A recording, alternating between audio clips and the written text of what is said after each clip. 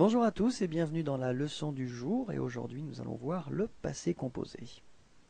Comme son nom l'indique, le passé composé est composé, ça veut dire qu'il y a deux parties. La première partie, c'est l'auxiliaire avoir ou l'auxiliaire être, et la deuxième partie, c'est le participe passé que nous allons voir un petit peu plus tard. L'auxiliaire, donc avoir, va être utilisé pour la majorité des verbes. Être sera utilisé pour les verbes réfléchis ou pronominaux qui commencent avec ce. On va également utiliser l'auxiliaire être pour les verbes suivants: aller, venir, entrer, sortir, arriver, partir, monter, passer, descendre, rester, tomber, devenir, naître et mourir. Donc pour ces verbes-là, vous utiliserez l'auxiliaire être. En ce qui concerne le participe passé, pour les verbes du premier groupe qui se terminent en ER, l'idée c'est tout simplement de retirer ce ER et de les remplacer avec un E accent aigu, et donc vous obtenez parler. Phonétiquement c'est exactement la même chose, donc l'infinitif parler, ER, participe passé, parler, E accent aigu. Pour les verbes du deuxième groupe, les verbes qui se terminent en IR, vous retirez I et R et vous les remplacez avec I. Donc un exemple que nous avons ici, c'est le verbe choisir. Vous obtenez choisi comme participe passé.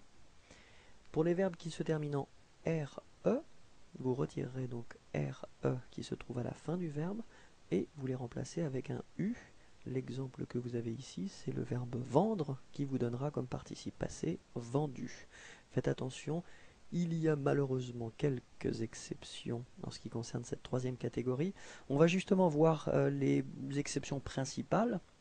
Le verbe donc être, bien sûr, qui vous donne été, avoir, qui donnera eu, faire, fait, venir, venu, prendre, pris, écrire, écrit, dire, dit, voir, vu, tenir, tenu, mettre, mis, ouvrir, ouvert, naître, né. En ce qui concerne l'auxiliaire avoir et l'auxiliaire être, ils devront être conjugués au présent. Donc si vous avez un petit peu oublié les conjugaisons d'avoir ou d'être au présent, on va les voir ensemble. Pour avoir, j'ai, tu as, il a, nous avons, vous avez, ils ont. On va répéter ensemble. J'ai, tu as, il a, nous avons, vous avez, ils ont. Maintenant, être, je suis, tu es, il est, nous sommes, vous êtes, ils sont. On répète ensemble. Je suis, tu es, il est, nous sommes, vous êtes, ils sont. Très bien. Quelques exemples avec l'auxiliaire avoir. J'ai mangé, tu as fini,